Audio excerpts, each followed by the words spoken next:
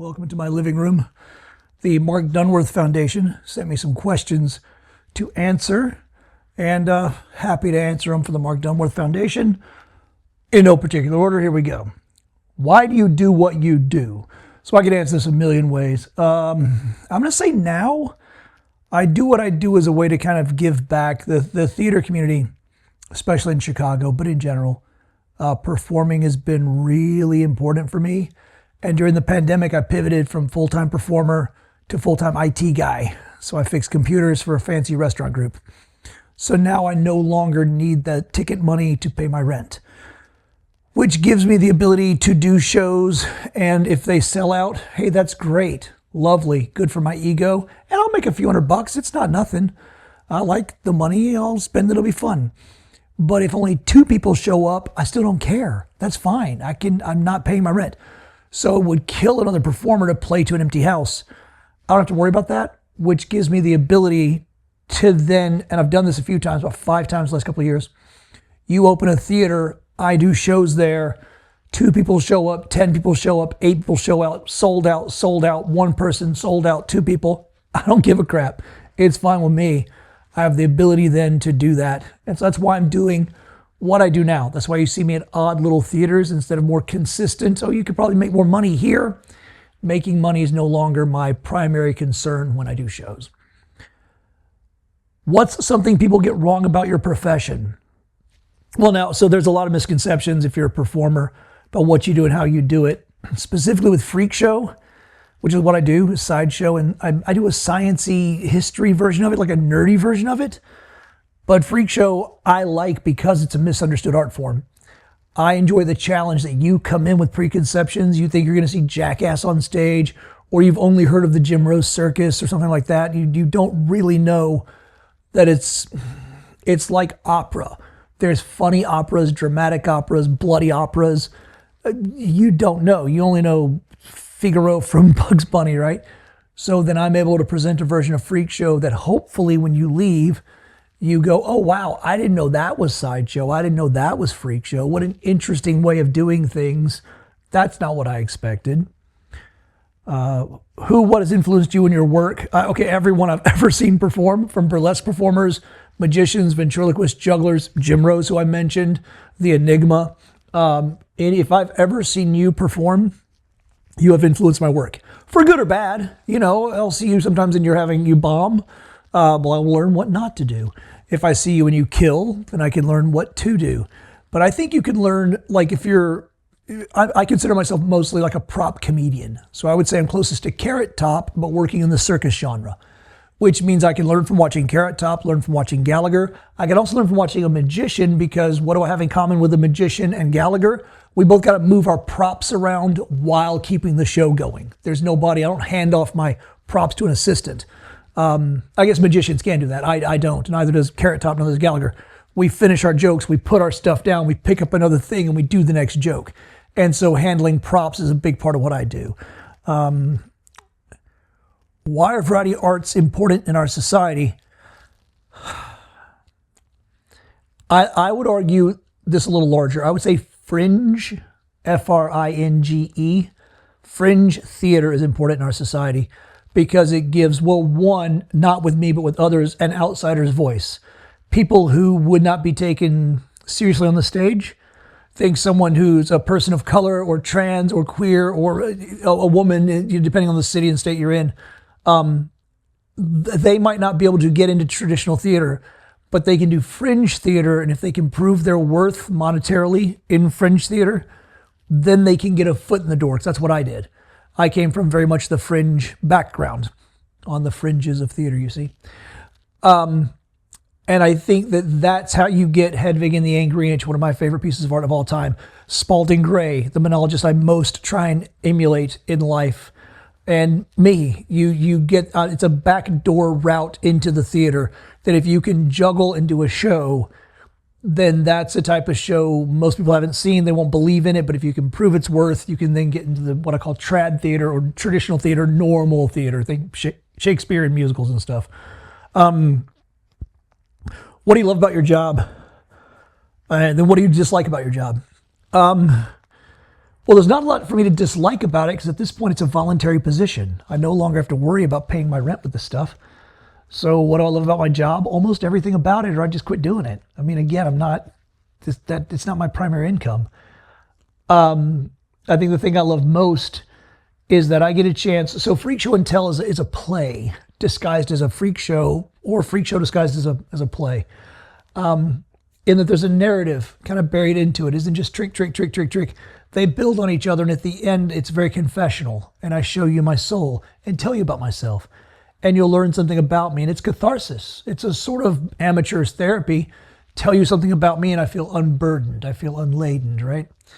And so I love that about my job, is that I get to touch an audience. I've brought a tear to an eye on occasion. I've seen people like honestly tear up at the end of my show when I do this little sweet message, 20 seconds. It's not a maudlin show.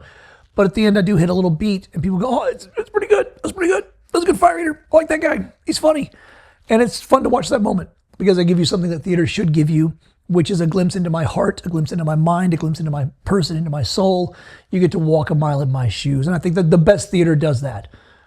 Even if it's a playwright, you still kind of see what they value, even if you're watching a play and everyone's all fictional. It's still written by a real person.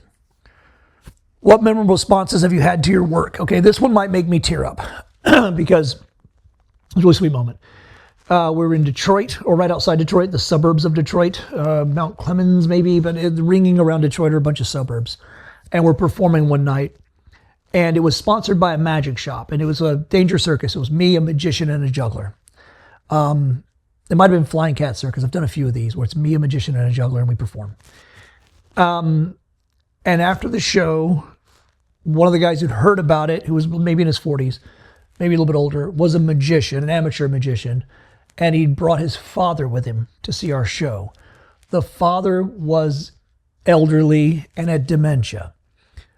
But we were doing straitjacket escapes, and the magician was doing traditional stuff. I was doing fire eating. What's more traditional than fire eating? I mean, everyone's heard of fire eating and this sort of thing. And the juggler was, juggling on a unicycle, like very classic stuff with a sort of different twist to it, but classic stuff. And he said it was really neat. He told me this. He kind of pulled me aside because his dad wanted to talk to me. He kind of interrupted, like, hey, he's got dementia, just so you know. But then after his dad talked to me, he was telling me, like, he's pretty far gone, his father. And during the show, he locked in and recognized all this stuff. He had grown up in vaudeville. He had grown up in a theater. He'd grown up a performer himself. I think he was also a magician. And he had seen Harry Houdini perform when this guy was 7 years old. He saw Harry Houdini perform. And in the straitjacket escape, the magician escapes from a straitjacket after I tell a story about Hardin, Houdini's brother, and Houdini, a history story, about 10 minutes of a little history, funny bit. And then the magician demonstrates what I'm telling you.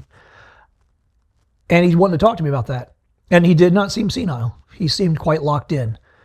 And for that brief moment, that other guy got his dad back. And music can do that. The arts can do that. Old memories can do that with people who are having senior moments, but also serious dementia or senility or however you want to diagnose him. My dream project, I keep trying to open a theater. So if anybody watching this has billions of dollars and a couple $100,000 to waste, I could open a theater for 10 years on a couple $100,000 grant. I've done it before in Edison Park. We opened a theater, pandemic and some bad luck took it out. It's not hard to open a theater. It's not expensive to open a theater. It's not a lot of labor to open a theater. I'm quite good at running businesses, so I was quite good at running a theater. And I like doing that. To have a vaudeville variety theater would be really, really fun. To have a place to do little shows. And then again, I wouldn't care who came. I could do them for very cheap or for free if I could find a way to do that. Free shows never sell. Every time I do a free show, there's 8 people. Every time I charge you $20, it's sold out. Humans are weird. Best piece of advice I've been given. Shiny shoes. I worked with an old timer when I was like 13 or 14 years old. I was a juggler at the time. And he was a vaudevillian. And we go to our first gig, and he got up my butt about wearing sneakers, as he called them. I was wearing just shoes, just dude shoes a kid would wear at that age. And he let me know, we don't do that. This is a shiny shoes gig. Meaning you dress like you're going to church or you're going to court, because you've been to one of those, you son of a... And you wear a suit, you wear a tie, you wear shiny shoes. And while I don't always wear a suit and tie on stage, I don't wear what I'm coming in off the street with. That's a stand-up comedian. They're trying to be very authentic, and they're trying to project authenticity. And the conceit of stand-up comedy is, I just thought of this. Here's something funny. Here's a hot take. They've written it down. It's not all improv, but you want to feel like that. With the shows I do, it's clear I've been practicing. Hopefully, it's clear I've been practicing. It's obvious this is scripted. So why have pretense? I'm going to go on, so why not have pretension? Why have pretense of authenticity? Why not go on stage and have a bearing that tells you I've rehearsed this or whatever? But yeah, wear your tie, wear a tie clip, wear makeup, wear a top hat, whatever, wear sequins, wear a boa.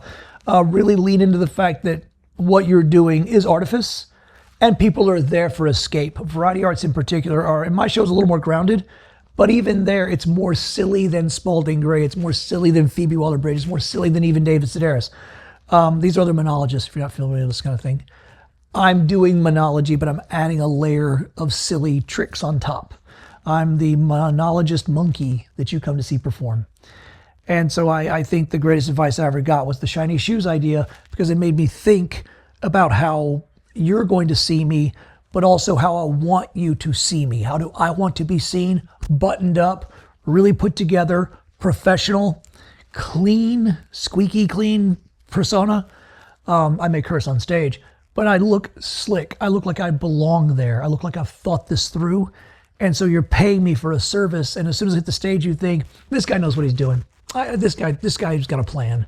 And even when I was in my 20s, you wouldn't assume that. The gray hair helps now. But even in my 20s, you would think, oh, this kid's got an idea. This kid's going somewhere. He's written this down. These are not words he's thinking of extemporaneously. He is thinking this through. And I like that. And that's shiny shoes. If you've got other questions, I'm happy to do these. I mean, I don't know if it helps anybody. But I'm not hard to find. I'm not famous. You can find me at Stars and Garters, Saturdays right now. You can email me. I don't really read comments or Instagram. I'm not really on there. Like I have a bot posting for me, but I'm not really doing it. But hell, my phone number's on my website, dude. Text me. I'll give a shit. Thanks to the Marc Dunworth Foundation for the questions, and hopefully you enjoyed the answers. See you at the show.